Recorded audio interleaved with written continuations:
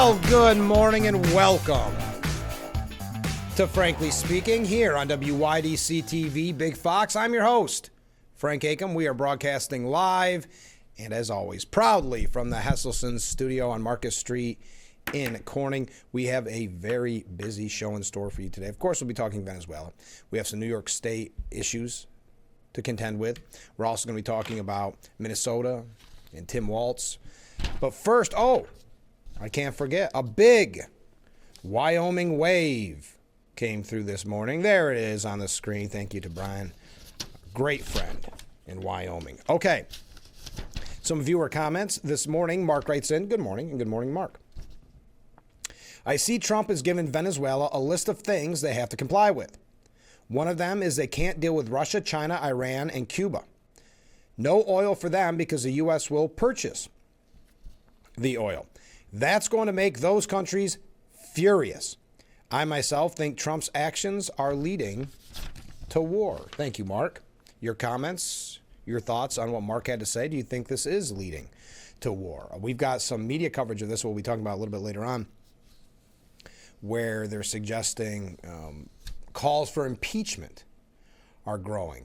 President Trump predicting that if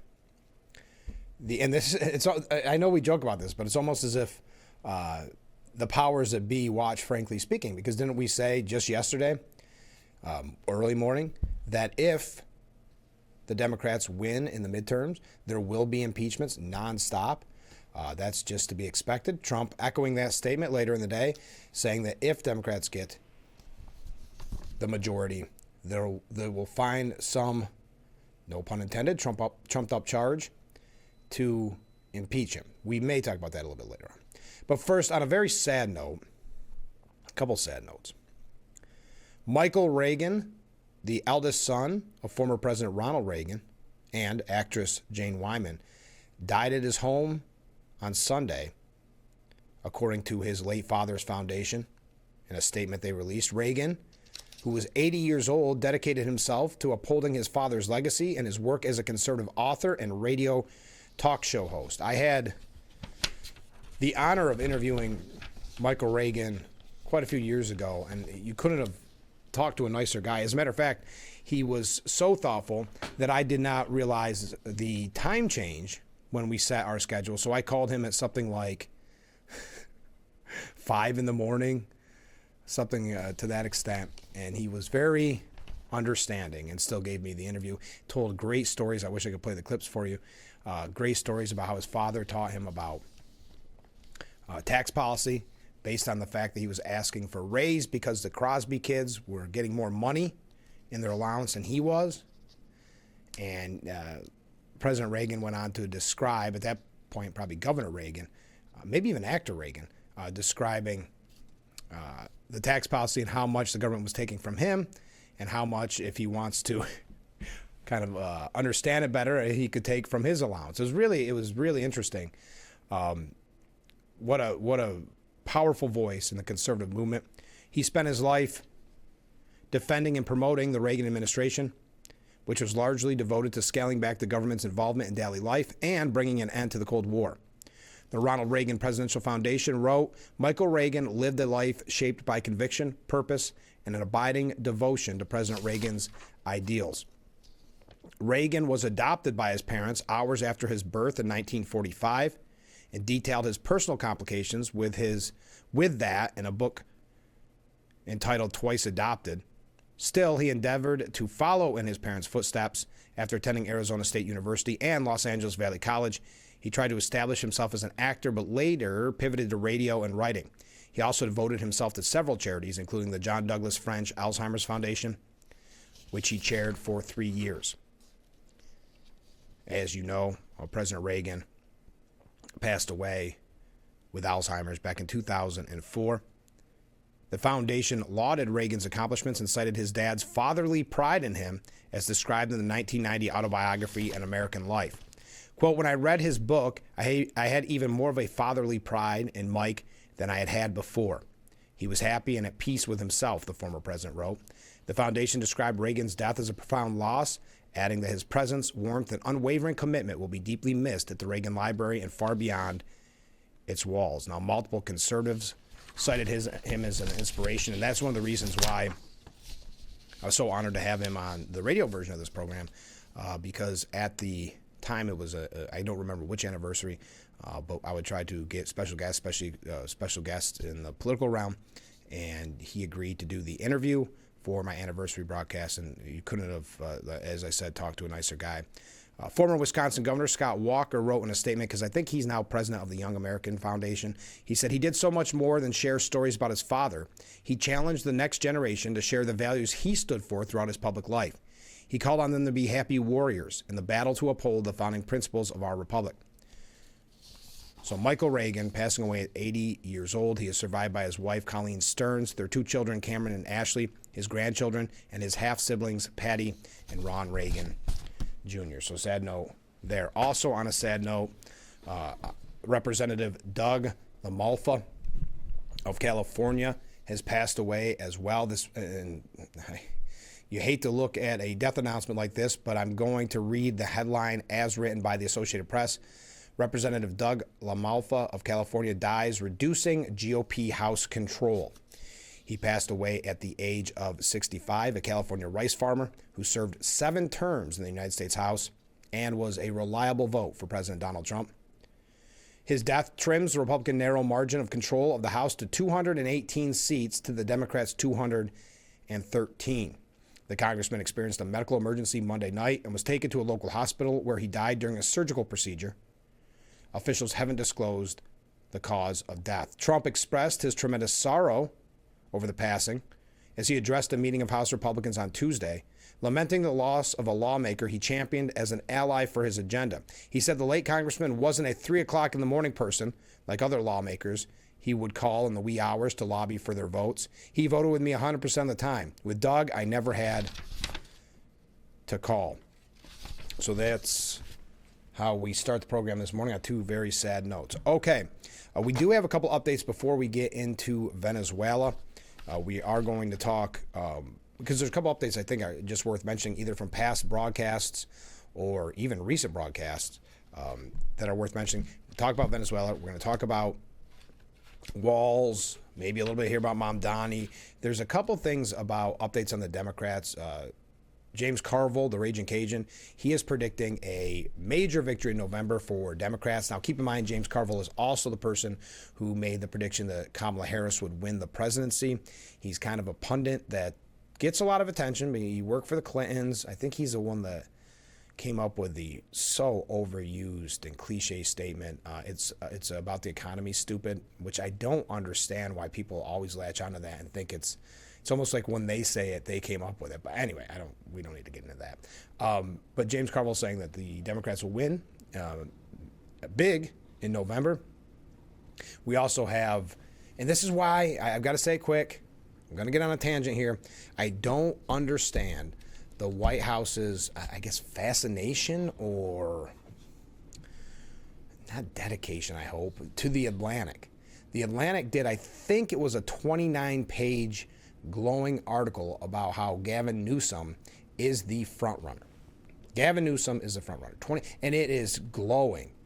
It is just a beautiful piece for Gavin Newsom. Amazing pictures as compared to what we saw the Atlantic do to Susie Wiles and J.D. Vance and the whole administration. So I don't understand it. I know Trump just recently gave another interview with the Atlantic in regards to Venezuela, and I don't quite understand it. If you understand it, let me know. I'd love to hear from you.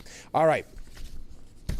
One update. A theater professor in Tennessee is back on the job and $500,000 richer. The professor was fired over a social media post in the wake of the assassination of Charlie Kirk. Darren Michael, an associate professor of acting and directing at Austin Peay State University, was reinstated last month, and the school will pay him $500,000 as part of a settlement related to his termination. The public university will also reimburse Michael for therapeutic counseling services. I wanted to make sure I got that right. So not only is he getting $500,000, he's getting his job back, which you would think would be a little awkward. But anyway, so he's getting that and therapeutic counseling services will be paid for because it must have been so traumatic. APSU agrees to issue a statement acknowledging regret for not following the tenure termination process in connection with the dispute.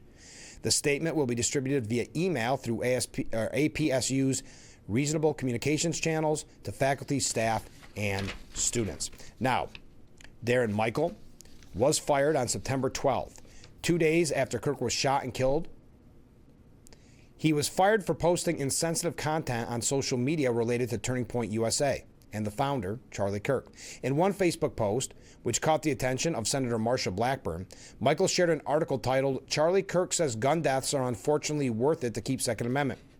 The professor did not add any additional caption to the post.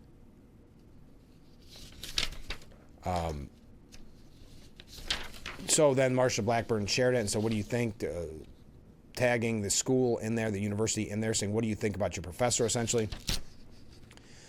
The university released a statement later that day indicating that Michael had been fired for social media comments that were insensitive, disrespectful, interpreted by many as propagating justification for unlawful death.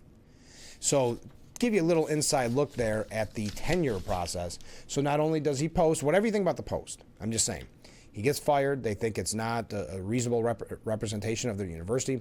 He gets fired like I think you would be or I would be if something was posted offensively or if you said something offensively at work or whatever the case may be. He gets fired, but because they didn't follow the tenure process, he is now $500,000 richer, back at his job, and his therapeutic counseling services are being paid for.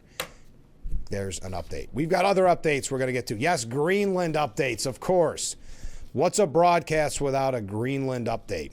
We're also, yesterday when we were I'm not going to say kind of, we were mocking Governor Hochul, who wanted to act tough. And she said, I talked to Trump about Maduro, and I told him I didn't like it. And, she's Rambo. Remember when they shared that picture and then deleted it almost instantly of her being Rambo?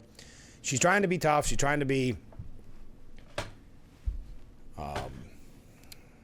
just some type of power player. Well, anyway, Mamdani did the same thing, I believe, after this broadcast, or at least it didn't come across my desk during the broadcast. So they're saying, and I think it's a good point, Hochul and Mamdani are trying to outdo each other or trying to show who is the toughest talker to President Trump. Do you think President Trump loses 1 second of sleep over either those phone calls, if they even happen? Now there's questions about Mamdani. He said he was briefed on the situation. He does not have security clearance, so there's a lot of moving pieces there as well.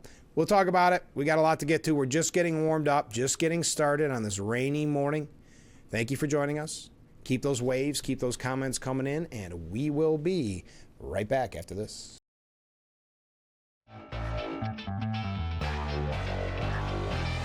The Frankly Speaking Roof Cam, brought to you by Boss Security and Horseheads. Contact them today for all your business and home security needs. We are back broadcasting live from the Hesselson studio here on Marcus Street in Corning. We got some viewer comments coming in.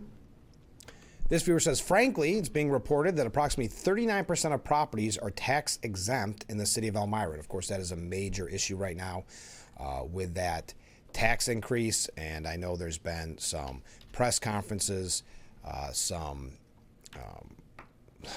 essentially protests. They want a 12% property tax increase. So this viewer writes in, why so many, and what do most of these properties consist of? That's a great question. So the 39% of properties that are tax exempt, that would be like your churches, because remember, it's just based on properties. So churches, schools, maybe schools, hospitals, various organizations like that. That's the way I understand it from what I got from reporting here from our news team in regards to the press conference yesterday. So that's where that number comes from. So they're talking about overall property. It's kind of an interesting statistic. But again, that's not as if most towns and cities, I'm not really sure, most towns and cities have churches, hospitals maybe, charitable organizations, those type of things are tax exempt. So I'm not really sure how that I guess maybe 39% is a high amount. I'm not sure how that plays in. But I appreciate the question. Ken writes in, the first response to the passing of the Republican congressman by the legacy media is that the Democrat to Republican margin just got narrower. That tells you everything you need to know about where the Democrat hive mind is, which wasn't condolences for the loss. Ken, you're exactly spot on as always. I should have reiterated that more when I read the headline. I meant to go on a little more of a tangent there, but it's kind of tough to go back to back with such sad news with Michael Reagan. But you're right. That the headline was literally, did I throw it out already? The headline from the Associated Press, Representative Doug LaMalfa of California dies, reducing the GOP House control. And that's what the focus of this piece is. It's almost, I'm not going to use the term celebration, but there is definitely an overemphasis on the, quote, shrinking of the GOP House control. So I agree with you, Ken. It shows you exactly, if nothing else, not even the Democrat hive, I get that, but the media, it goes again to prove that they're a part of that, as you know, Democrat hive mind mentality, where their first thoughts is, how does this benefit Democrats? It's just like when you see any kind of news piece, how does this benefit Democrats? It's why Tim Walz and that fraud and that scandal and that corruption wasn't reported on by the media until their hand was forced, much like the Hunter laptop story. When their hand is finally forced, they have to report on it, and then they have to go back and put a lot of clarification because their viewers or readers or whoever did not know the information because they never reported on it.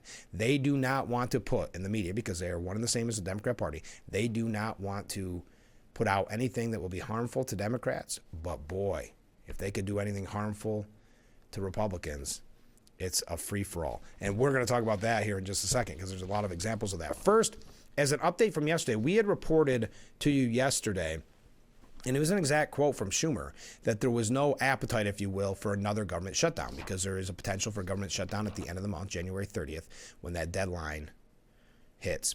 And he said there's no appetite. No, we don't want it. We think everything's going good. Yet later in the day, on CNN's The Lead, Senate Minority Leader Chuck Schumer responded to a question on if he'll rule out another government shutdown based on Obamacare subsidies. Jake Tapper said Democrats shut down the government for 43 days last year in an effort to extend COVID-era health insurance subsidies. Those are now obviously expired. Millions of Americans are going to see their insurance costs rise this month. Do Democrats have a plan to address that? A plan that could actually pass Congress, get Republican support? And are you willing to rule out another shutdown over that issue? So Senator Schumer answered, look, the best way to get this done is for the House on Thursday to pass the 3-year extension that Representative Hakeem Jeffries put together in a discharge petition, and then to have Senator John Thune put it on the floor, and it will pass.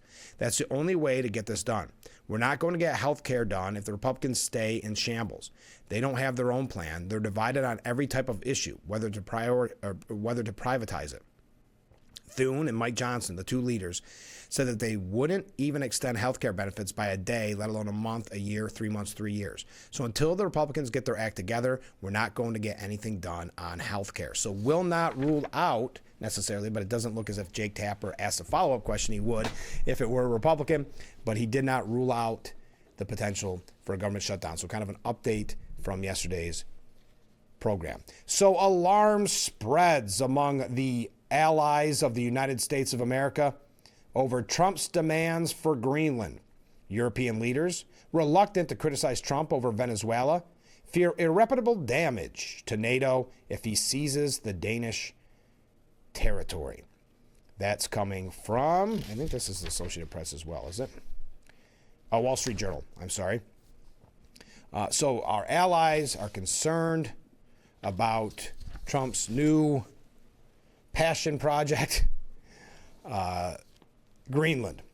Now, Rubio, Secretary of State Marco Rubio, the hardest working man in show business, he's got a lot of jobs. And boy, even on the, I'm not going to tell you which outlet, but I was watching I would say a far left, but a mainstream media news broadcast last night, and even they were somewhat giving Rubio credit for how many hats he wears, for how much he's been doing, especially in relations to Venezuela. Now, that sometimes raises huge red flags, because does that mean the mainstream media, the legacy media, thinks Rubio's easily beatable by a quote-unquote Gavin Newsom. I don't know why I say quote-unquote, but that's who they think the front runner is. Is that why? I'm not trying to demean Marco Rubio. He's doing a great job. And I think we said it on Monday's broadcast that really he hit it out of the park at that press conference and in the interviews afterwards on Sunday. So it's not that. It always makes me concerned when someone that doesn't want, or an organization like those in the mainstream media, that they do not want a Republican to ever win again, starts to tell you how Republicans can win, or wow, this Republican's really good. Again, not a criticism of Marco Rubio. It just makes me take a step back, right? Because you do not see positive. I will say the piece did say something to the extent of whatever you think of his policies, he's been doing a good job, that kind of thing. So kind of interesting there. But Marco Rubio tells lawmakers that Trump aims to buy Greenland and downplayed any military action. Rubio's statement, which were made yesterday during a closed briefing, came as the White House has been offering increasingly belligerent statements about controlling the island. And how good is Trump at this? Because he takes the media on a wild goose chase. He says things that they are going to present as 100% factual. Oh, he said this. He wants to take over using military force Greenland. Even Marco Rubio said on Sunday, I mean, it's like 30,000 people. No one's going to fight this. Maybe it was Stephen Miller. There's not going to be military involved. But when Trump says certain things, he knows it. It riles up the media, and then that's what they focus on. But Rubio told lawmakers that recent administration threats against Greenland didn't signal an imminent invasion, and that the goal is to buy the island from Denmark. This is White House Press Secretary Karen Leavitt. Quote, President Trump has made it well known that acquiring Greenland is a national security priority of the United States, and it's vital to deter our adversaries in the Arctic region. The president and his team are discussing a range of options to pursue this important foreign policy goal. And of course, utilizing the U.S. military is always an option at the commander-in-chief's disposal. But again, Rubio's comments were to lawmakers, kind of, if you will, off the record. So there's not exact clear quotes here. It's unclear if Rubio sought to ease lawmakers' minds, but the Trump administration has long signaled it sought to persuade Denmark to hand over control of Greenland. Lindsey Graham, a staunch Trump congressional ally, said that the administration is doing about Greenland is all about negotiation. We need to have the legal control and the legal protections to justify building the place up and putting our people on the ground. Now, Stephen Miller was on CNN yesterday, and he said Greenland should be a part of the United States. This was on Monday, so this is the one that we quoted, but I think it's worth mentioning. My apologies. I thought this was from yesterday. This is the one that we already quoted. But he said wouldn't be military action against Greenland. Greenland has a population of 30,000 people. The real question is, what right does Denmark assert control over Greenland? What is the basis of their territorial claim? What is their basis of having Greenland as a colony of Denmark? The United States is the power of NATO for the United States to secure the Arctic region, to protect and defend NATO and NATO interests, obviously. Greenland should be part of the United States, and so that's a conversation that we're going to have as a country. That's a process we're going to have as a community of nations. Now, I know I'm running late. Well, one last comment, and then we've got two media things on this that are worth mentioning. On CNN's The Lead yesterday, Representative Don Bacon, he is a Republican. Keep that in mind. He said, I hope Republicans stand up against this universally oppose and give the feedback to the president, because this is appalling. Greenland is a NATO ally. We have a base on Greenland. We could put 4 or 5 bases on Greenland. They wouldn't mind that they would make agreements with us on mining. Denmark is one of our friends. They had more people per capita die in Afghanistan and Iraq fighting for us, and our Americans can't stand it. So they're a proven ally. So the way we're treating them is really demeaning, and it has no upside. I would also say it's making our NATO allies angry. It's creating disgust, and there is no upside to it. And we're not going to acquire Greenland. I know most of those people in Greenland want to remain independent. Greenland, with Denmark providing, some protection. And they count on us for NATO allies. We have bases there. We could build on that. So this is one of the silliest things I've heard come out of that White House this year. and it's unacceptable. And I hope other Republicans line up behind me and make it clear to the White House that is wrong. So again, that is Republican Representative Don Bacon. No doubt why he would receive an invitation to CNN's The Lead with a statement like that. Your thoughts? Stay with us. Running late.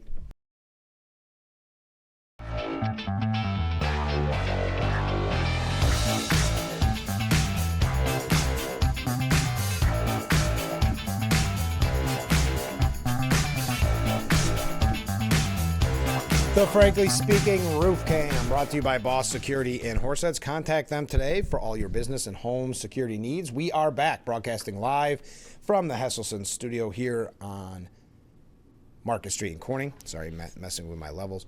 So why Trump wants to take Greenland, said Stephen Collinson at CNN. America's next conquest might become Trumpland. President Donald Trump is looking for new acquisition for his 21st century empire building project after removing the head of Venezuela's hateful regime. It's an interesting way of wording that. Venezuela's hateful regime. Now, he goes through the history of talking about Greenland, but I guess he says this is hardly a surprise, since the administration, flush with hubris after its Venezuela win, now claims the entire Western Hemisphere is Trump's domain. So I guess what this boils down to is, because I don't want to go too far into this, because it's about an 8-page piece. But basically, he says that Trump wants to do it because he thinks he can do it. That the idea is he can flex his muscles. But such temperance isn't in vogue in a White House that is only becoming more belligerent after its humiliation of Venezuela. Humiliation of Venezuela is a weird way of wording that too, isn't it? A little bit. Now, Rich Lowry on our last thing on Greenland, and feel free to weigh in on Greenland at any point. But Rich Lowry says China, Russia, and Iran had to be alarmed by the display of U.S. power in the Venezuela incursion, but so did Denmark. In the aftermath of the snatch and grab of Nicolas Maduro, President Donald Trump spoke to the Atlantic, why I don't know the Atlantic, but about his other foreign policy priorities. We do need Greenland, absolutely. It might have been easy not too long ago to dismiss this as bluster. Not anymore. Not after the successful strikes on the Iran nuclear program and the Venezuelan operation. We've gone from Trump always chickens out. Remember when so many wanted to say that? We had viewers mention it on this program. Taco, they were saying Trump always chickens out when he was backing off his Liberation Day tariffs to, quote, dismiss Trump's threats at your own peril. Trump doesn't do everything he says, but almost everything he does do, he talks about openly beforehand. In this respect, enemies of the United States can never complain that they weren't warned, and perhaps allies too. Denmark controls Greenland as a semi-autonomous territory. It colonized the sparsely populated island several hundred years ago. Mostly within the Arctic Circle, Greenland is not desirable real estate by any typical metric, but it has outsized strategic significance. As more waters become navigable in the Arctic Sea, the top of the world opens up for greater geopolitical contention. Greenland occupies a crucial spot. It sits on a key naval corridor between the Atlantic and the Arctic, and it has reserves of critical minerals and perhaps fossil fuels too. If it fell into our lap, it'd be an excellent addition to our territorial holdings. There's a reason that American statesmen down through the decades have coveted the island. The problem is that it's not currently available. What are the other options? A lightly armed contingent of Americans crossing guards could possibly take it over in a couple of days. The challenge, though, is political and diplomatic, not military. A NATO ally seizing the territory of another NATO ally would obviously be a grave threat to the integrity of the alliance. Would Denmark invoke Article 5 against the United States? It has the makings of a good spoof musical, but it's not something anyone would want to experience in reality. Although Trump has said in the past that he doesn't take military force off the table, an amazing statement in and of itself, he also talked of buying Greenland. Again, this is Rich Lowry. Now, they say it's not for sale. If Trump really pushes the issue and forces Denmark and NATO into a corner with the 82nd Airborne ready to go on an airstrip somewhere, he could probably compel a sale, but be courting a diplomatic crisis, damaging the reputation of the U.S., without enough upside. The fact of the matter is, we can almost certainly get whatever we want from Greenland without violating a friendly country's sovereignty or straining a world historic alliance to the breaking point. We already have a missile defense base there. Given the national security importance of critical minerals to both the U.S. and NATO, it should be possible to unlock Greenland's resources. Instead of clapping back at Trump, Danish Prime Minister Frederiksen should be reaching out, asking to sit down for a steak dinner at Mar-a-Lago and offering a deal. While public pressure gets Trump's back up, private persuasion and a warm relationship goes a long way. For his part, Trump should realize that making everyone in a friendly nation hate him doesn't help his cause. His loose talk of annexing Canada last year helped Justin Trudeau's party survive the national election that it should have lost. His Greenland saber rattling is presumably making it harder for leaders in Denmark to work with him on sensible economic and security cooperation. If Nicolas Maduro got what he deserved, Denmark is a different matter. Even the unsentimental, results-oriented foreign policy of Donald Trump needs to distinguish between friend and foe. I read that to get your thoughts on it. I know we've talked a little bit too much about Greenland this morning. When we come back, Iran, Venezuela, Minnesota, New York. We've got a lot to cover. Keep those waves, keep those comments coming in, and we will be right back.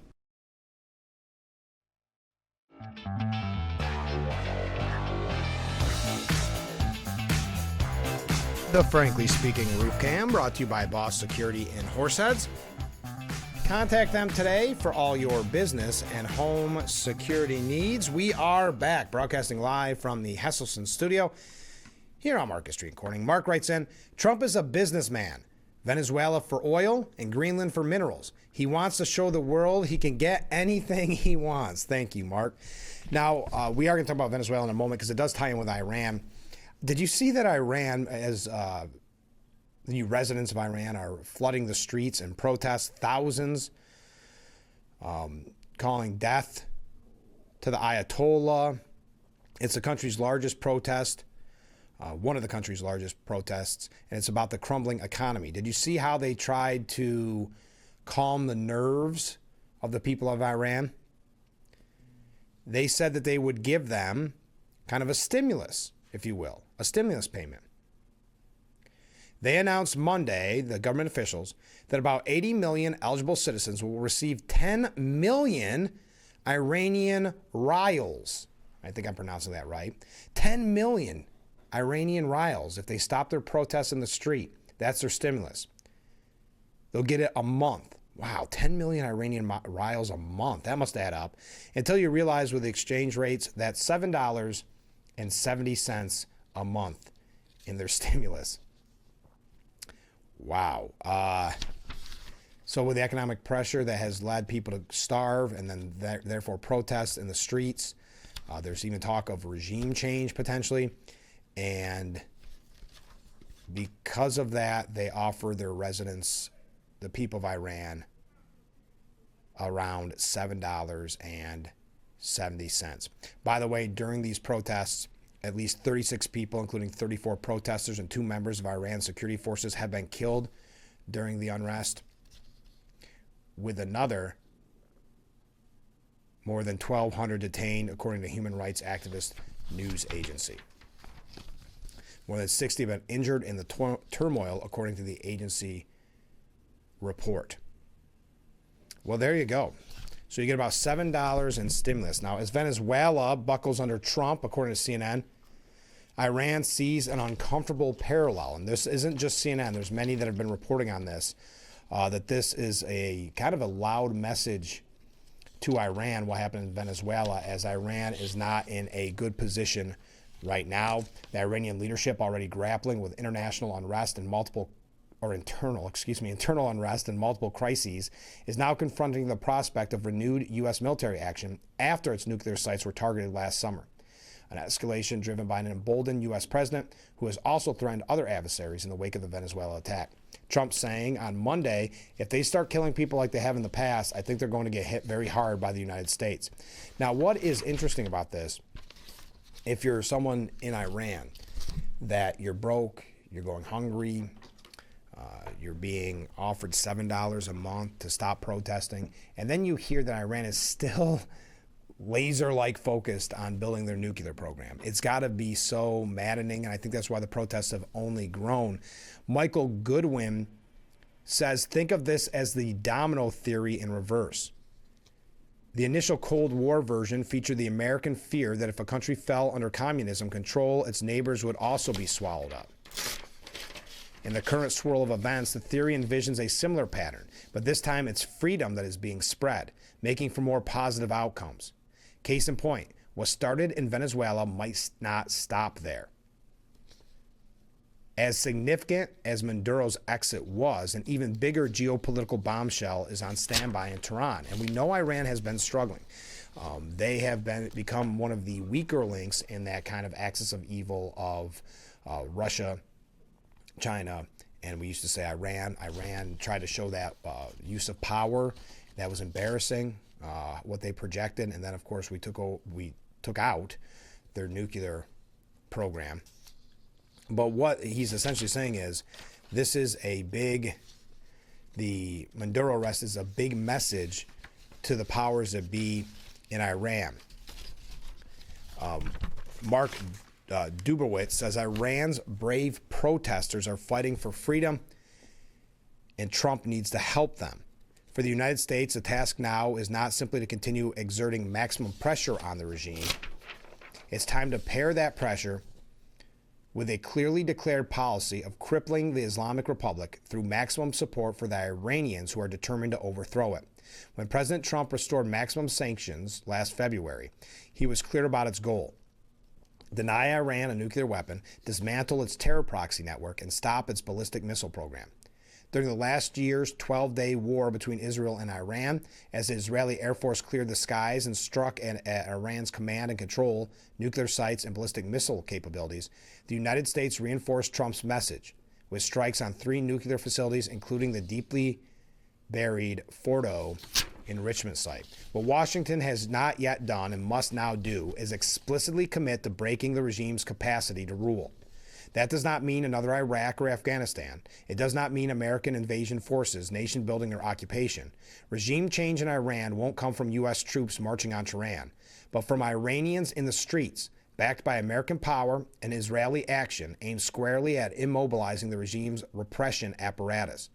The Iranian people have already made their clear choice. This protest wave, building on uprisings stretching back to 2009, leaves no doubt about their aspiration. Nor is there any doubt where Trump stands. He has warned Iran's leaders that the United States remains locked and loaded if the regime again resorts to mass slaughter. But courage alone cannot defeat a heavily armed dictatorship. The regime has the guns. The protesters largely do not. And the dictators are already killing, imprisoning, and torturing Iranians. Left unaided, bravery will be crushed by bullets, prison, and torture chambers. This is where declared U.S. policy, executed with Israel, can be decisive. Through maximum support, Washington should openly back Israeli kinetic and covert operations by using American cyber and intelligence capabilities to degrade the regime's repression apparatus. The Islamic Revolutionary Guard Corps, internal security forces, intelligence services, and command and control systems that keep the Ayatollahs in power. The objective is to neutralize the machinery of repression, leveling the battlefield for unarmed civilians facing an armed regime. At the same time, the U.S. should surge non-kinetic support by enabling secure communications, funding labor strikes, and helping protesters organize and sustain momentum. Cyber operations can disrupt regime coordination. Psychological pressure and digital influence campaigns can fracture elite loyalty. Incentives can encourage defections. Regime support networks at home and abroad can be dismantled. Secure communications for protesters are critical. If Iranians can't communicate, they can't mobilize. Opposition now spans Iranian society. Labor unions are staging strikes, reminiscent of Poland's Solidarity movement. The merchant class has joined in. Iranian women remain at the forefront, defying coercive dress codes and reigniting the spirit of 2022-2023 Women Life Freedom protest movements. Maximum support, American support, can prevent these movements from being crushed by fear, fatigue, and violence. That's why the U.S. must also look to the days and weeks ahead. Key moments on the Iranian calendar, most notably Bahman, January 21st through February 19th, the politically charged month that marks the collapse of the Shah's regime and the establishment of the Islamic Republic, and Nowruz, the Persian New Year, on March 20th. Give Washington opportunities to amplify protest messaging and coordinate information campaigns. The United States should also intensify diplomatic and economic pressure. Opportunities like this come once in a generation. Not since 1979 has Iran's regime been so vulnerable. After nearly half a century of theocratic darkness, history has opened a narrow door. President Trump should help push it open. Mark Dermowitz is chief executive of the Foundation of Defense on Democracy. I thought that was a great way of tying that in as we get ready to discuss Venezuela. When we return, we are going to talk about Tim Walz. We are going to talk about some New York State issues as well. We have a lot to get to, and this program is moving quickly. So keep those comments coming in, keep those waves coming in, and we will be right back after this. The Frankly Speaking Roof Cam, brought to you by Boss Security and Horseheads. Contact them today for all your business and home security needs. We are back, broadcasting live from the Hesselson studio. So we're learning that 7 U.S. service members were injured in the Venezuelan operation to capture Maduro. 5 service members already have returned to duty, and 2 are still recovering from the operation. The officials said they are receiving excellent medical care and are well on their way to recovery.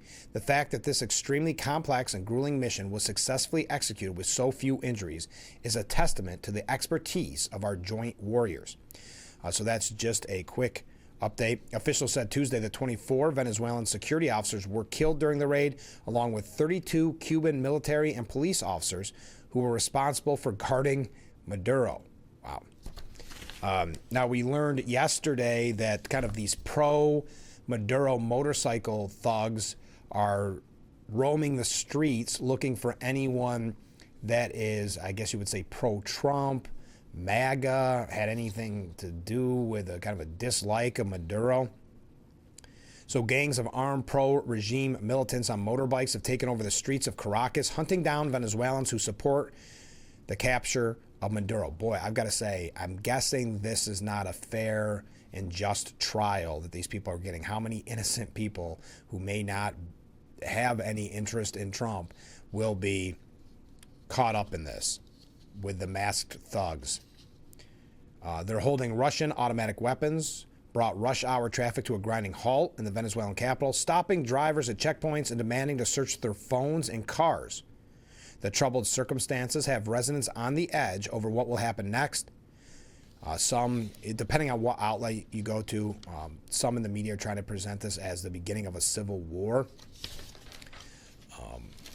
A veteran or a Venezuelan journalist said some fellow reporters are in hiding for fear of their arrest and the documented torture that happens in Caracas prisons. One used to work in media, now they don't, for fear of the regime, said the journalist. So that's what you're kind of dealing with the on the ground right now. We're going to tell you a little bit about what Trump had to say. I know I have to take a quick break already. And what some in the media, some of the pundits are saying about Trump. Get your comments in. I love this this headline from the Post. Mamdani and Hochul compete over whose pretend conversation with Trump was tougher. Again, it's as if they watch this program, because as we joked yesterday, do you really even think Hochul talked to Trump about Maduro? We'll tell you about that as well. That's probably how we'll kick off hour number 2. So get your last second comments in for hour number 1, and we will be right back with Frankly Speaking after this. The Frankly Speaking Roof Cam, brought to you by Boss Security and Horseheads. Contact them today for all your business and home security needs. We are back, broadcasting live from the Hesselson studio, nearly wrapping up today's edition. Now, Trump said yesterday that Venezuela's government is cooperating with his efforts. He gave an interview with NBC saying that the Venezuelan government, quote, I don't get the sense that they're cooperating. What? I don't get the sense that they're I do get the sense that they're cooperating. Sorry, sometimes I think it's AI where there's these typos in these pieces. I do get the sense that they're cooperating. We have to nurse the country back to health. He also said that Venezuela is selling up to 50 million barrels of oil to the United States at market price, and that he will control what the South American nation can do with the proceeds from the sale. saying on Truth Social yesterday, "I'm pleased to announce that the interim authorities in Venezuela will be turning over between 30 and 50 million barrels of high-quality sanctioned oil to the United States of America. This oil will be sold at its market price, and that money will be controlled by me as President of the United States of America to ensure it's used to benefit the people of Venezuela and the United States. I have asked Energy Secretary Chris Wright to execute the plan immediately." Trump said the oil will be brought directly to the U.S. docks via storage ships.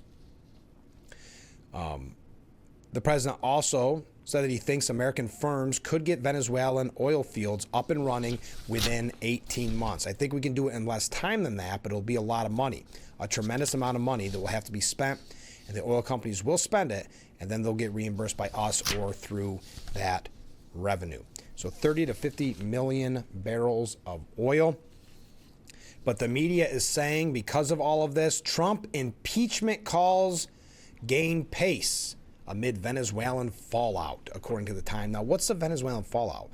Everything that I've seen are just talking points from those on the left, the Democrats. The talking points that he didn't notify Congress, which he doesn't have to do. That there's a precedent there. He does have to give them updates within, I think, 48 hours, something like that.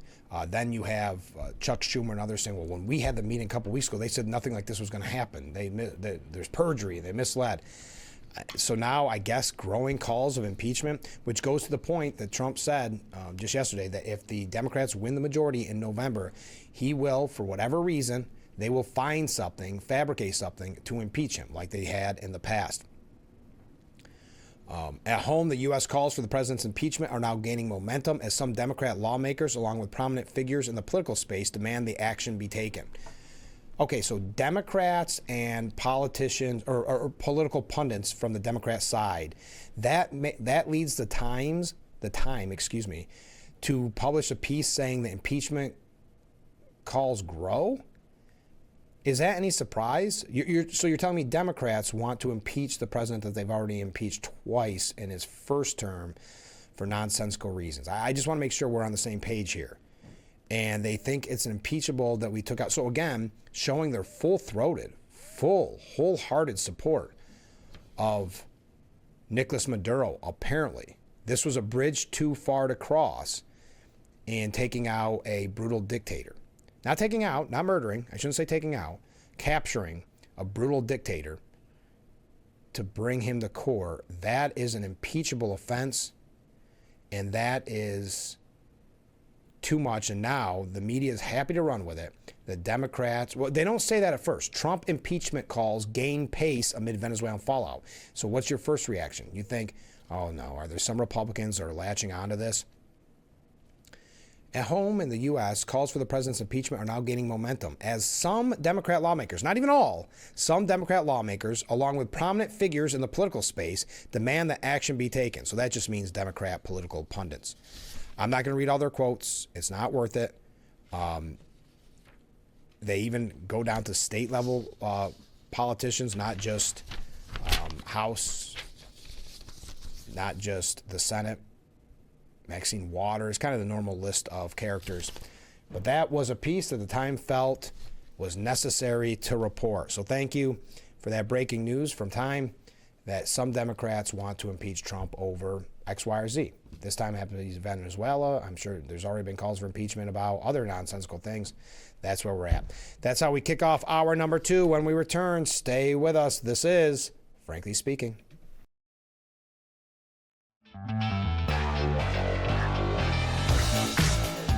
And we welcome you to hour number 2 of Frankly Speaking here on WYDC TV Big Fox. I am your host, Frank Hakem. We are broadcasting live from the Hesselson's studio here on Marcus Street in Corning. One quick thing I want to mention. Tomorrow we're going to have representatives on the program. I know we haven't had a guest in a while because of the holiday season. So we look forward to this. We're going to learn all about the St. Baldrick's Green Out coming up this Friday. It's Corning Hawks versus Horseheads Blue Raiders. You see all the information there, and it goes to benefit St. Baldrick's Foundation. They're suggesting if you go to the game, wear your green, bring your team spirit, and join them for an unforgettable night of basketball and community giving. So we'll hear all about that on tomorrow's broadcast. We have some other guests in the works Now that kind of the holiday season has settled down, we'll be talking with re-elected chair of the Steuben County Legislature, Kelly Fitzpatrick, will be joining us next week, I think it is. Next week. We also have, I've got to reach out to, I know Phil's on next Friday, Assemblyman Phil Palmisano. Fridays with Phil returns in the new year. We'll reach out to, of course, fan favorites, Sheriff Allard, and former Congressman and current Assemblyman Joe Sempolinski very soon. We were talking about Venezuela, and apparently the media believes that the impeachment calls grow, even though we learned about paragraph 5 that the only people calling for are Democrats. Yesterday, how many people watched it? The up-and-coming star, senatorial candidate, the quotable Jasmine Crockett was on The View yesterday. There's no doubt why they had her on January 6th, so she could make some type of connection and attack Trump. That's really her, kind of her shtick. Representative Jasmine Crockett was on The View, and she said, "As we sit here on January 6th, I do want to be clear. Somebody else was trying to be a Maduro of the United States. Somebody else wanted to do the exact same thing. The difference is Maduro was successful. I also want to point out that we now in the state of Texas and around the country are enduring this ridiculous redistricting scheme. Again, because Trump doesn't really believe in free and fair elections." She made comparisons earlier in their conversation as she argued that the president didn't carry out the strikes in Venezuela because he cares about the people there, saying, quote, "This ain't about Venezuelans. I get that there are people that don't like the leader, but guess what? There are a lot of people that don't like our leader. And regardless, somebody coming into the United States and grabbing our leader in the middle of the night and killing people in this country, I'm sure everybody would be outraged at them doing it that way." So yes, you understand this right. Jasmine Crockett comparing Donald Trump, the president of the United States, to a ruthless dictator in Venezuela, that she sees no difference. There's something here, you could talk about it being Democrats and younger people can't put anything into perspective. They're the most important people in the world. We know she has kind of an ego on her. We heard from that Atlantic piece. So she is the most important person in the world. So if she is upset with Trump, everybody's upset with Trump. And it's not a bridge too far for her just because her party has compared Trump to Hitler for almost a decade now. It's not a bridge too far. She knows that this is going to be very quotable, that she knows in her circle and in her Democrat friends, this is going to get a lot of money for her Senate campaign. She's going to be able to fundraise off of this when she compares Donald Trump to ruthless dictator Nicolas Maduro. It should not come as a surprise. I know for many of you it doesn't, but this is the brilliance and the philosophical mind, if you will, of Jasmine Crockett. Crockett argued during The View that the strikes and capturing of Maduro was illegal due to the lack of congressional approval. Quote, "The biggest problem that I have is that it was illegal. Everything that this administration does is illegal. And so I don't know how you take the moral high ground when you are actually executing something in an unconstitutional way in the first place. And so if you have what you needed, which he truly believes that, I guess then you just would have went to Congress and gotten us involved. But instead we're hearing leaks and reports he talked to oil folk, but he didn't talk to Congress." Let me ask, and be serious here, even if you don't like Trump, if he would have went to Congress and talked about this, is there any way that it would have been a successful mission? Would it have been any way that that a few of our military were injured? Or do you think it would have led to a death toll?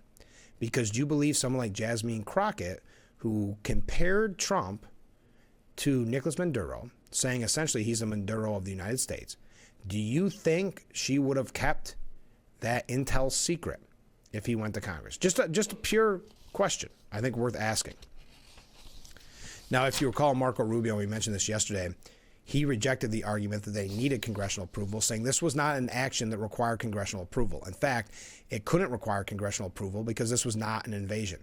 This is not an extended military operation. This is a very precise operation that involved a couple of hours of action. It was a very delicate operation, too. It was one that required all these conditions to be in place at the right time in the right place. So again, Trump is a Maduro of the United States, just like some people in Venezuela don't like Maduro. A lot of people here don't like Trump, so I don't know what kind of veiled threat she was making there. Now, Crockett announced last year that she would pursue the Democratic nomination for the U.S. Senate race in Texas. Given Texas hasn't elected a Democrat to a statewide office in decades, and Trump carried the state handily in 2024, her candidacy is considered a long shot. But by going on The View saying outrageous, frankly offensive things like that, she knows will be a great fundraiser for her from the far left in the Democrat Party. Now, Nancy Pelosi's heir apparent, the person that is running to be her successor, California State Senator Scott Wiener, I guess was how you would say it, seen as a likely successor to Nancy Pelosi, said that this was a lawless coup and urges impeachment. And then, why not, for good measure, to again fundraise, to get support in that radical left district, slams Netanyahu. He accused Trump of carrying out the coup. He frequently has drawn national attention for his progressive positions, including his legislation signed by Governor Newsom, designating California as a refugee for transgender children, and remarks at a San Francisco Pride Month event referring to California's children as our kids. In a lengthy public statement following Trump's arrest of Maduro, Wiener said the move shows the president only cares about enriching his public donors and cares nothing for the human or economic cost of conquering another country. This lawless coup is an invasion for China. There's an invitation for China to invade Taiwan, for Russia to escalate its conquest in Ukraine, and for Netanyahu to expand the destruction of Gaza and annex the West Bank. Now, Mamdani, speaking of radical left, Mamdani, the new mayor of New York City, the openly socialist mayor of New York City, and had said that he was briefed on Maduro's capture. Then, later, had to admit that he has no federal security clearance.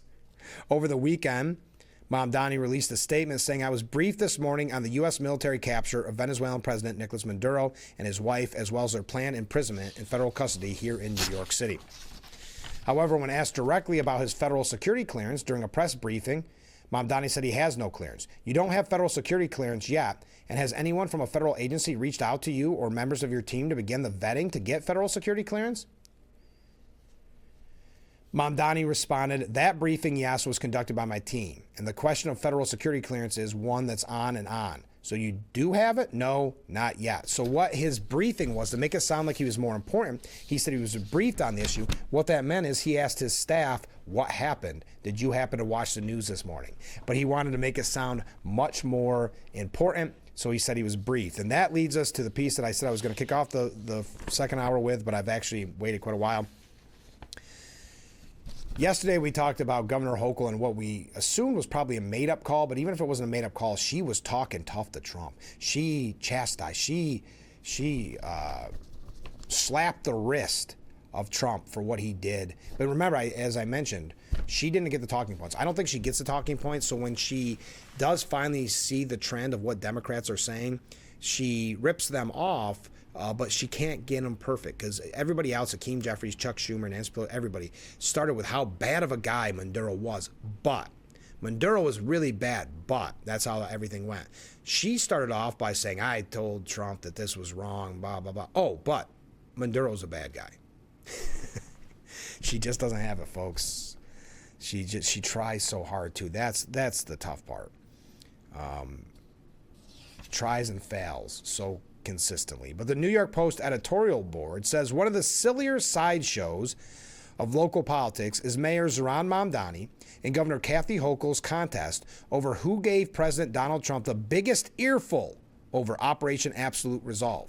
Again, this is a victory for them to be critical of bringing down a ruthless dictator.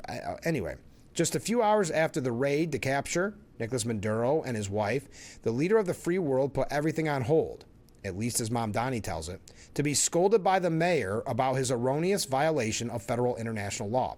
So here he is, the president of the United States, the most powerful man in the world, says, all right, we just did this raid. We're coming down from that raid, trying to figure out all the, everything that's going on. We're going to do a press conference. I've got to hear from Zohran Mamdani, the mayor of New York City, and preferably afterwards, Governor Hochul. That's what we're to believe.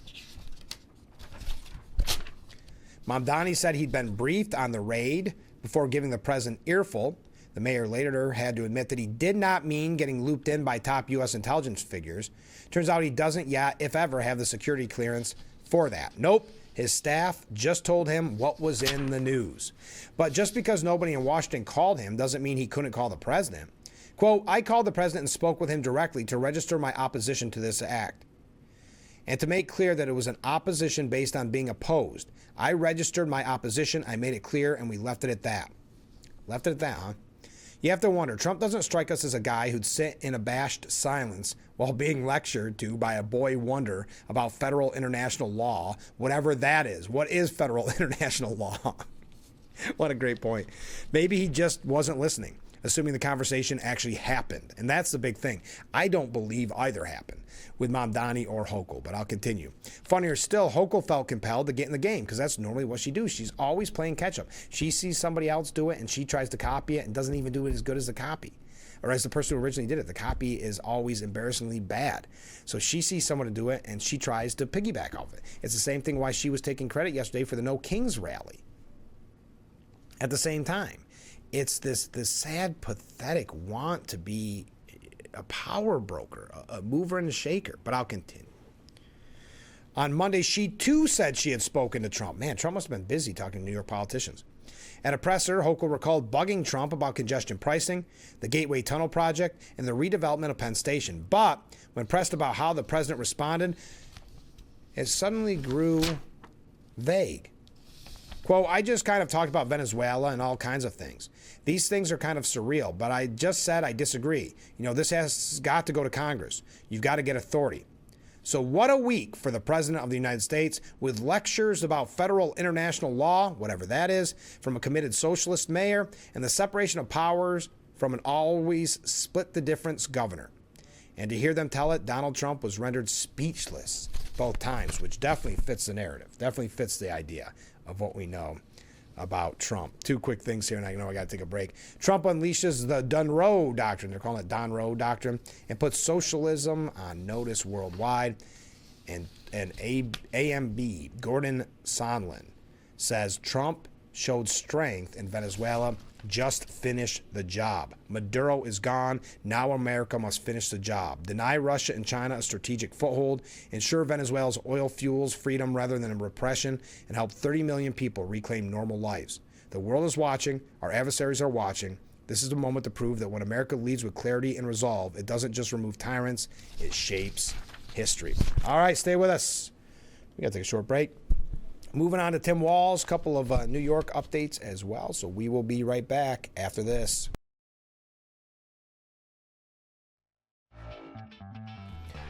The Frankly Speaking Roof Cam brought to you by Boss Security in Horseheads. Contact them today for all your business and home security needs. We are back broadcasting live from the Hesselson studio here on Market Street in Corning. A couple comments from viewers. Good morning, all. Well, good morning to you. The biker gangs in Venezuela are a faction of the Tre Engara. I never know how to say that properly, but the TDA gang, a prison-based gang who've been terrorizing people for years. This is nothing new. This doesn't happen because of what happened with the capturing of Maduro. If you look back at some of the reports from CNN, BBC, and others in 2023 and 2024, that's the information to use. Have a good day. Thank you. Bye. Well, thank you. Yes, that's the gang that we talked about so often. And we talked about when Maduro got taken, that was a Tre de Aruga. But I know it's not Aruga. That sounds like an old-time car horn. But it's Aruga? Anyway, yes, that gang has been prevalent. We've been talking about them for a long time on this program because that has been a major issue when we talk about drugs, human trafficking, etc. So thank you for that. Ken writes in, obviously I'm not an economist, but looking at the Greenland-Denmark alliance, I would think that Denmarkians would jump at the chance to stop sending a subsidy of about $700 million a year to Greenland to help pay for their governing costs. That's a good point. But with Greenland having a GDP of about $3.4 billion, about $60,000 per person, and if you believe Copilot, the average personal gross income was over $250,000 in 2022, in comparison to the average personal income of U.S. residents of about $62,000. I would think Greenland residents would be hesitant on becoming a part of America and afraid of taking a cut in pay. But then, on the other hand, possibly an alliance with the U.S. might bolster their income due to mineral rights. Obviously, I don't know the veracity of that dollar noted above. They were the best I could find in short notice. I assume that they could be off by a magnitude of 10 to 15%. If anyone has better information, it would be interesting to see. Thank you, Ken. I do appreciate that. Did you see Tim Walz's temper tantrum yesterday? Had a meltdown. Now, we know that he is not running for re-election. It would have been for his third term because of all the scandal going on. Even his own daughter saying there must be something there.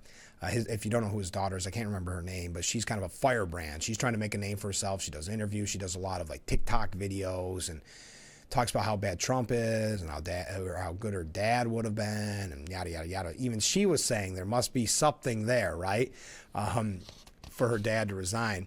Well, Tim Walz threw a temper tantrum and pointed the finger at, you guessed it, Republicans, as he hit back at increasing calls to resign. So now it's not so much, and this is coming from a lot of people, it's not just about the fact that he's not running for re-election. It is, hey, resign. You can't do the job. You haven't been able to do the job. The fact that he was even picked, that they didn't scrutinize him a little bit more to put him in as Kamala Harris's vice president is kind of shocking. And you also have got to think that if they would have won, we would never know about this, folks. And there would have been a lot more rich Minnesotans because that money would have kept flowing and even more so. Think of that. Think of what would have happened. He said, you can make all your requests for me to resign. Over my dead body will that happen, said the tough-talking alpha male Tim Walz. I will fight this thing till the very end to make this state better. And the question I think they need to decide is, when is the guy in the White House going to resign? When does he take accountability for what he did? Because it isn't going to happen here in terms of us shying away from making the state better. Okay, that's a confusing deflection of a statement. What did Trump do? What are you referencing? When is Trump going to resign? When does he take accountability for what he did? What are you referencing? Because you're saying he should take accountability for something he did. So therefore, are you saying you should be taking accountability for something that you did? If you're comparing the two. So let's accept the premise that Trump did something, this unknown something that he's supposed to resign because of. He should be held accountable for this unknown issue, scandal. Okay, let's accept that premise. So if he should be held accountable, shouldn't you therefore be held accountable if you're comparing the two, right? I will fight this thing to the very end to make this state better. And the question I think they need to decide is, when is the guy in the White House going to resign? When does he take accountability for what he did? Because it isn't going to happen here in terms of us shying away from making the state better. Wow. I think he spent a little too much time with Kamala Harris. The word salads are starting to get a little confusing. Republicans want to tell you this, continuing with Governor Walz. Republican wants to tell you it's too dangerous to walk down the street. Republicans want to tell you there's nothing good that comes out of Minneapolis, St. Paul. Republicans want to tell you everybody with brown skin is stealing money or that they're not welcome here. They want to do nothing to improve this state. Their idea of improving the state is being a parrot for Donald Trump, agreeing to everything he agreed with. It should be noted he was frantically waving his arms as he spoke. I mean, he is very much like a kind of a doofy cartoon character. And I'm not just trying to be name calling. I mean, just look at the pictures. The fact that they thought of him as kind of the answer for young male voters to look towards the alpha male to vote for, and this was it. This is who Kamala Harris's team decided was it. But of course, instead of taking responsibility, instead of talking about the issue at hand, Tim Walz blames Trump, blames Republicans, suggests that Republicans are racist in some way. Is it not? And this is one of the reasons why he's going to be out of a job come election day, because he made this a race issue when it was an issue about fraud. It wasn't the Republicans who did that. The Republicans said, we've got to weed out this fraud. We're talking about billions of dollars. Something needs to be done. And the reason why nothing was ever done is because Mr. Walz and many others were too scared, journalists were too scared to be called kind of anti-immigrant, anti-Somalian, or Islamophobic, I should say. They were too scared of that. So now he is trying to suggest, when we're seeing the numbers, billions of dollars in waste, fraud, and corruption, instead of addressing that, Republicans are racist. That's Tim Walz. That's who you could have had as your vice president. And he's waving his arms while doing it. The meltdown comes a day after Walz had that announcement that he wasn't going to run, despite being the clear front runner.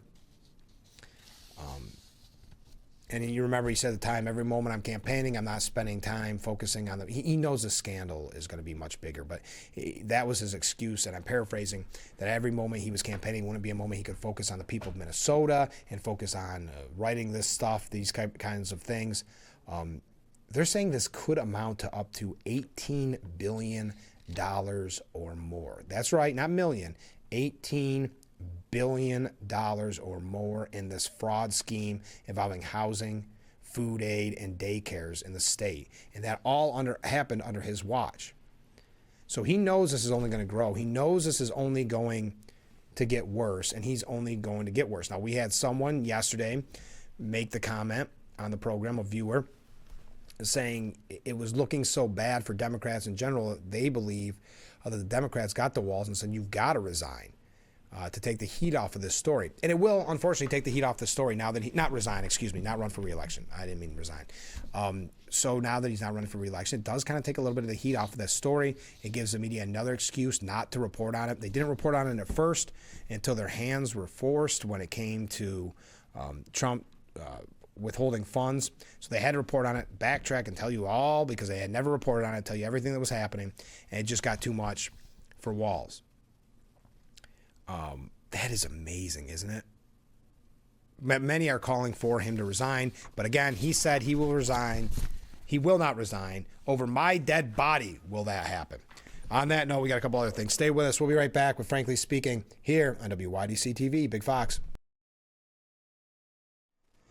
The Frankly Speaking Roof Cam brought to you by Boss Security in Horseheads. Contact them today for all your business and home security needs. We are back, broadcasting live from the Hesselson studio. We're talking about Tim Walz. The U.S. Army veteran and businessman, Kendall Qualls. He's a gubernatorial candidate in Minnesota. So essentially, he would have been running against Walz if Walz didn't suspend his campaign. He said on Tuesday he saw a parallel between the U.S. capture of Nicolas Maduro and the departure of Tim Walz, saying, I can't tell you who is celebrating more, Minnesotans or the people of Venezuela. I think there's a competition there. Taking a little dig at Walz. I can tell you his tenure here, 2 terms, has been an absolute disaster. His first term will be known for letting the city of Minneapolis, one of the crown jewels of our big cities of the country, burn to the ground, as well as the second term of his fraud case we are seeing today. Over his whole time frame, the state has basically declined economically for 20 years, and most recently under his watch. So that is, what was his first name? Kendall Qualls, running for governor in Minnesota. James Comer, House Oversight Committee chairman, accused top Minnesota government officials of being asleep at the wheel at the start of his panel's high-profile hearing into alleged fraud. In Comer's opening statement, he is expected to question whether Governor Tim Walz, Attorney General Keith Ellison, and Minnesota's Democratic leadership were negligent or complicit in the growing scandal. That's a good question. Seems like a lot of people might have made money off this. Minnesota, and if not, let's say they didn't take money directly into their bank accounts. Campaign donations? Minnesota's social services, which are funded by you, the American taxpayer, are being ripped off. The most vulnerable are suffering as a result. The fraudsters, many of whom are from the Minnesota Somali community, have stolen from programs meant to feed needy kids, provide services to autistic children, house low-income and disabled Americans, and provide health care to vulnerable Medicaid recipients. Fraudsters like these take millions to enrich themselves while providing nothing, overstating or outright faking the services. How many children have gone hungry because fraudsters stole money that was intended to provide them with food? How many autistic children were denied services because fraudsters instead sent their money overseas?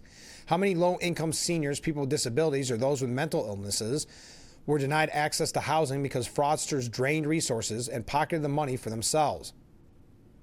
He said that the revelations that we know are so far are just the tip of the iceberg. Now, that hearing, that's his prepared statement that were, I'm not going to say leaked to Fox. I'm sure they were willingly given to Fox. But this hearing kicks off today at 10 a.m. and it'll feature testimony from 3 Republicans in the state legislature. So that begins today if you want to view that. Now, the Justice Department is surging prosecutors to the fraud-plagued Minnesota area in an effort to crack down on criminals, quote, robbing American taxpayers. That's according to Attorney General Pam Bondi.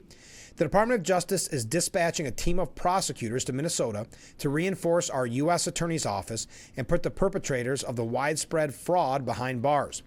We will deliver severe consequences in Minnesota and stand ready to deploy to any other state where similar fraud schemes are robbing American taxpayers. And you know this is happening elsewhere. That's why Trump cut the funding from 5 blue states, 1 being right here in New York. The DOJ is currently engaging in multiple active investigations related to fraud in Minnesota. The department has been involved in prosecuting cases connected to the $250 million Feeding Our Future scandal, which we're going to talk about just quickly next. The DOJ is also probing fraud in the state's Housing Stabilization Services program, intended to help vulnerable people find housing via Medicaid and early intensive development and behavioral intervention programs, which provided funds to assist children with autism.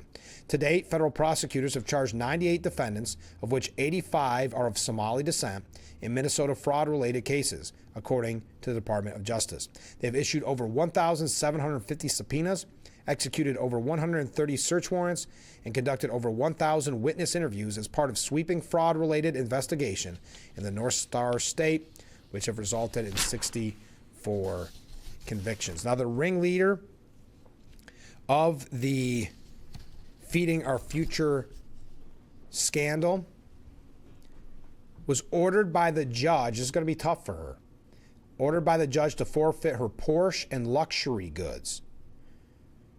Now, this was a nonprofit that raised $250 million in welfare fraud. It was a welfare fraud scheme, I should say, $250 million. The ringleader was ordered, this out of Minnesota, was ordered by a judge last week to forfeit her Porsche, designer handbags, and millions of dollars in ill-gotten gains. $250 million. This is one group, the Feeding, what was it called? Feeding Our Future. This is one organization we've heard about. So they received $250 million from you and I, taxpayers, and this person made out like a bandit. Amy Bach, the 44-year-old mastermind behind the Feeding Our Future scandal, was found guilty in March on federal charges of wire fraud, bribery, and conspiracy in connection to the nation's largest COVID-19 fraud scheme. Bach, who along with dozens of predominantly Somali co-conspirators, pilfered pandemic relief funds from a federal program meant to feed hungry children in need. Well, she is now awaiting her sentencing for her lead role in the scandal. A federal judge issued a preliminary court order on December the 30th, compelling Bach, who is not Somali, it should be noted, to give up an astounding amount of cash and several of her prized possessions. She was ordered to forfeit, get this, about $5.2 million in funds from her personal nonprofit bank accounts, her Porsche Panamera? I don't know. I'm not in the Porsche market, so I'm not really checking the lots. Some 60 laptops, iPads and iPhones, a diamond necklace, bracelet, and earrings, and her Louis Vuitton purse and backpack, according to multiple outlets.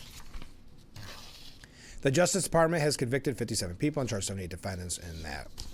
Whew. Now, Tom Emmer, Representative Tom Emmer, I don't have time. We'll bring this up when we come back. We got a couple New York State issues. I see a lot of comments coming in, so keep them coming in. I love it. We'll be right back with Frankly Speaking here on WYDC TV, Big Fox.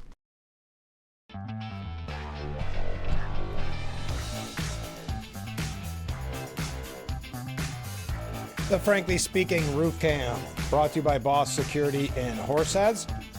Contact them today for all your business and home security needs. We are back, broadcasting live from the Hesselson studio here on Marcus Street in Corning. Let's go to some viewer comments.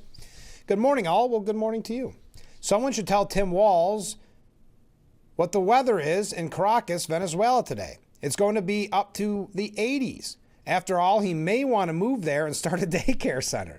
I wonder how that would work out. Have a great day. Well, thank you. I appreciate that. You have a great day as well.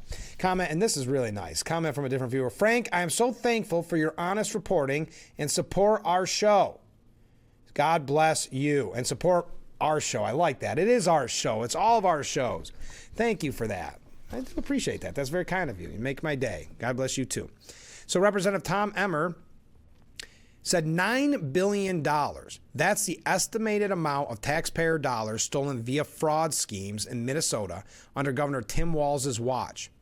To make matters worse, the U.S. Treasury Department uncovered that millions are being diverted to Somalia and inevitably landing in the hands of al-Shabaab terrorists. And now he goes through the quick rundown of where some of this money went. But he said the fraud has been so brazen. This again, Representative Tom Emmer. The fraud has been so brazen and widespread, it's impossible the Walz administration didn't notice, including his lieutenant governor and attorney general. I, along with my fellow Minnesota Republicans, have been sounding the alarm on this issue for more than 3 years, but we were met with nothing but lies and inaction by Minnesota's Democratic senators, the Biden administration, and their allies in the media. Then he lists all those that should be held accountable. Secretaries or not accountable, that who are, let me take a step back. This is what he said. Secretary Noem, Bezant, Duffy, Turner, Rollins, McMahon, Chavez, DeReamer, FBI Director Patel, Administrator Loeffler, Dr. Oz, Stephen Miller, etc. My friend Chairman James Comer of the House Committee also announced 2 hearings in the upcoming weeks with Minnesota state officials, Governor Tim Walz and Attorney General Keith Ellison, to help expose these failures, identify solutions, and deliver accountability. Last week, the Small Business Association announced that they banned Minnesota fraudsters from all SBA loan programs. The Department of Health and Human Services recently froze federal child care funding for the state of Minnesota due to fraud. I'm also looking into drafting legislation that would denaturalize and deport any Somali who engaged in fraud. Let me be clear. Tim Walz dropped out of the Minnesota governor's race. It does not exempt him or members of his administration from accountability. Those who are criminally complicit need to be carried away in handcuffs. The Somalis who engaged in fraud need to be denaturalized and deported, and Congress must follow up with legislation to ensure this level of fraud can never happen again. The American people are outraged, and rightfully so. Minnesotans deserve better. Now, thanks to President Trump, accountability is finally here. Can you imagine? This would have been ongoing if Tim Walz would have been vice president, Kamala Harris wins. Can you imagine what that fraud would have looked like this year, next year? I mean, we're already talking $9 billion. Imagine how that would have grown from, we saw from the Biden administration. They had no problem throwing around money. Corey Brooks says the Minnesota fraud scandal exposes how entitlement culture is crushing the American dream,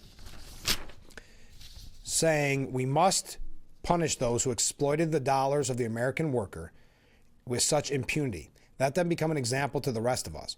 This is one necessary step we must take if we are truly going to restore and repair the American dream. All right, we've got some statewide issues, some local issues. Your thoughts on do you believe Governor Hochul actually spoke with Trump about Maduro? Do you think that Mamdani did? We have a couple Mamdani things here. But one last thing before we go, and this is a local issue, then we're going to talk quickly about a couple New York State issues, but let's focus on the positive for just a moment.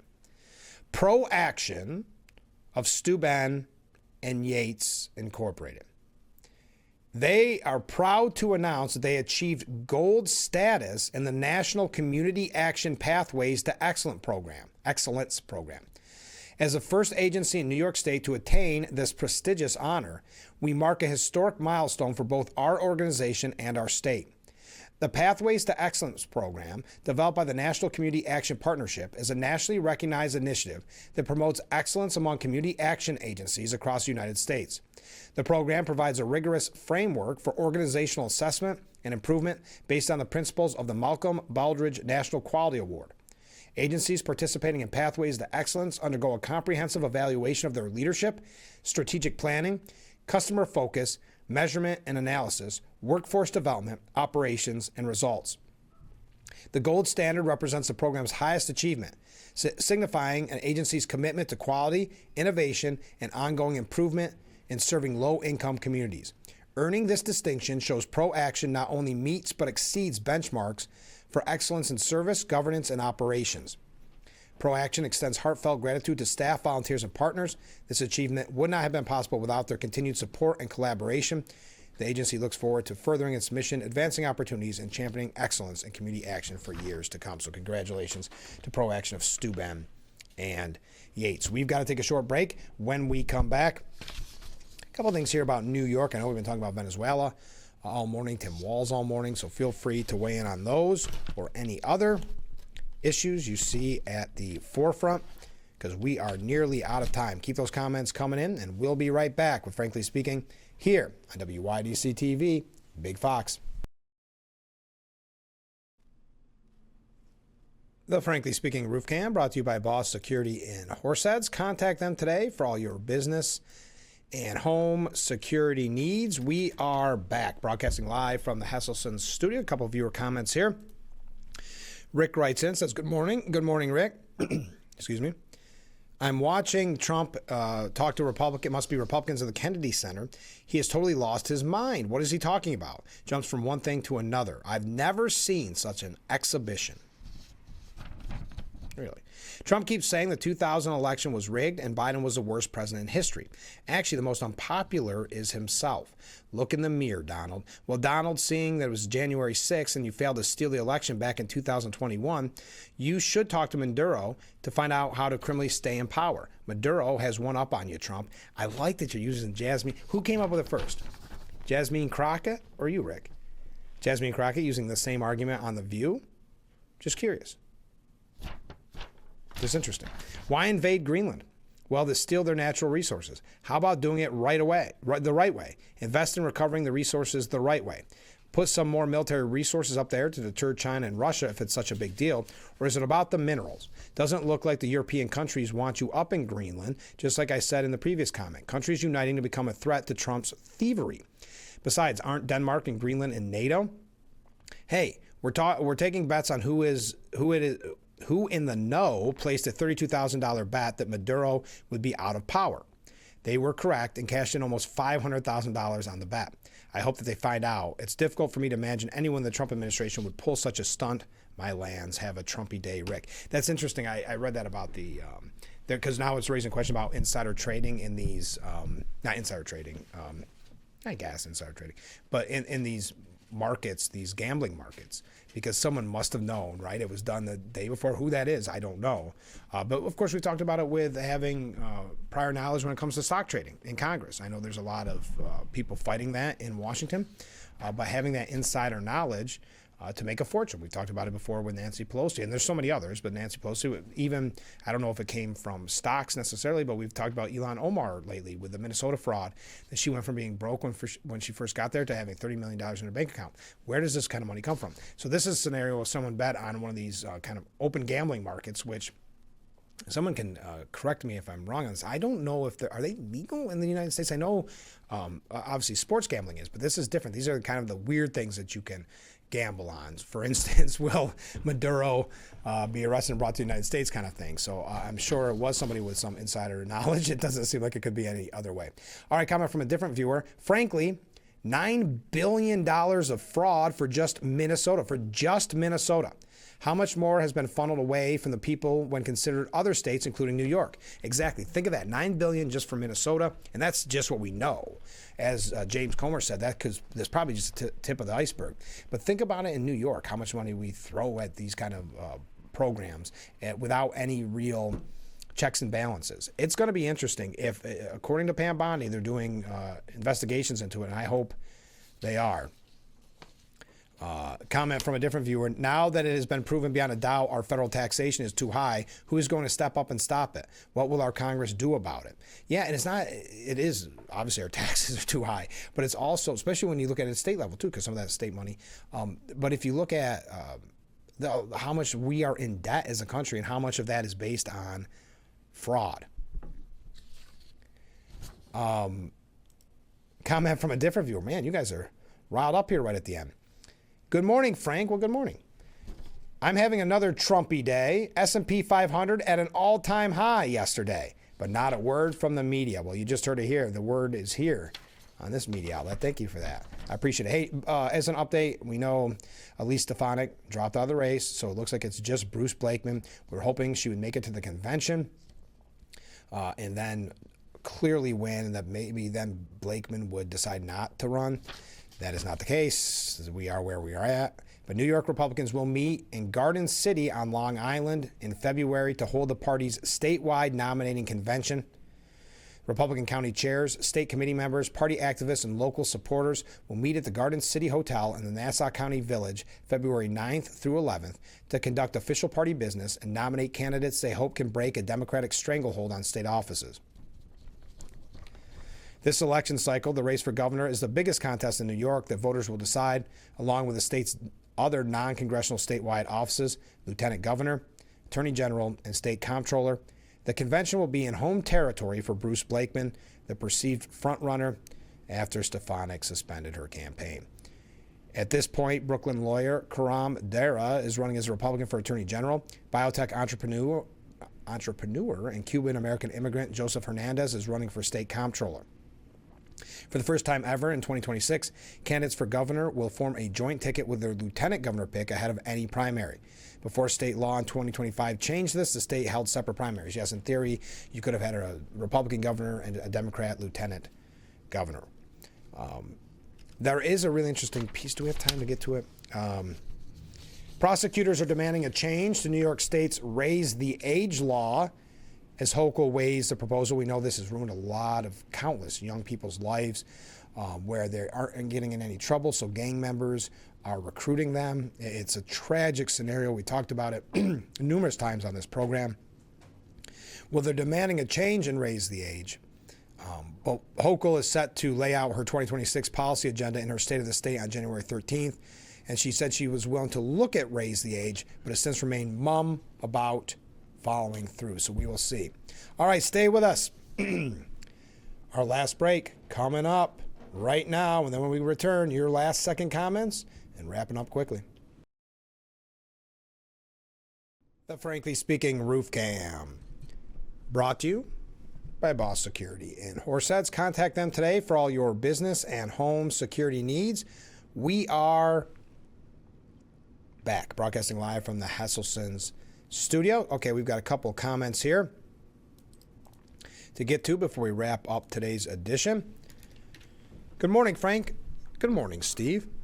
If militants really are taking over the streets in Venezuela, what is the answer going to be to that? If there is no boots on the ground, there actually is no answer. Thank you, Steve. As many have said, that's really gangs that are already roaming the streets in the past is now just kind of being weaponized to root out what they're claiming as kind of anti-Maduro or pro-Trump Venezuelans. Okay, Ken writes in, Frank, it is a travesty that Doge is mostly disbanded. I was so happy when they started and confident that they were going to achieve Musk's target of over $1 trillion of fraud and abuse. I assume that Doge was stopped mostly due to pressure and threats from both sides of the aisle who saw their gravy train leaving the station. That said, Walz will never be held accountable.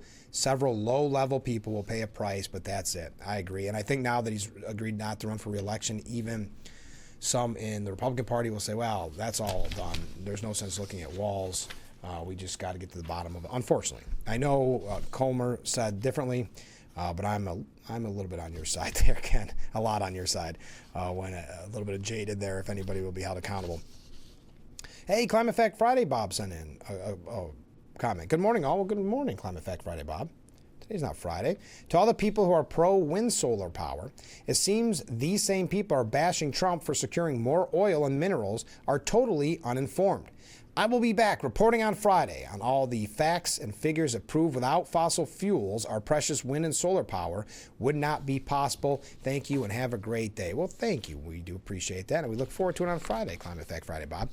There is a piece at the New York Post saying, beware of a stealth bid to steal a New York GOP House seat. Acting Manhattan Supreme Court Justice Jeffrey Pearlman is hearing arguments in a lawsuit over Representative Nicole Malliotakis' Brooklyn Staten Island district, with Governor Hochul conspiring to override an electoral map she herself signed into law in 2024. The plaintiffs in Williams v. Board of Elections argue the state's 2024 Voting Rights Act requires a district that gives black and Hispanic voters greater influence. Problem number one, the Voting Rights Act says outright that it doesn't apply to any state actions, including the drawing of election districts. Two, the plaintiff's solution is not to add minority voters to the district, but simply to replace its Brooklyn portion with a lower Manhattan one. That is to swap one set of mostly white voters for another, also non-black Hispanic ones that simply far more likely to vote for Democrat. Plainly, this isn't about race at all, but a purely partisan power play. Making this more obvious, Malliotakis is Hispanic. Her mom's from Cuba. That sure looks like at least 50% Hispanic influence in this district. Plus the fact that the district's largest minority is Asian voters somehow doesn't matter at all. Apparently the fact that Asians sometimes vote Republican means little to their Voting Rights Act. Now comes problem number three. When Hochul and the legislature revised New York's map in 2024, after years of litigation, they chose not to mess with this district. Yet now the governor and state attorney general Tish James have written the court not to ask it to toss this case, but to argue that the judge can read the state constitution as requiring a new district and could even appoint a special master to dictate a new map. Judge Pearlman, incidentally, get this, worked for Hochul in several jobs before she put him on the court. All right, that does it for today's edition of Frankly Speaking. Thank you to everybody who joined us. Have a great day, and we will be back tomorrow morning with Frankly Speaking, only on WYDC TV. Big Fox.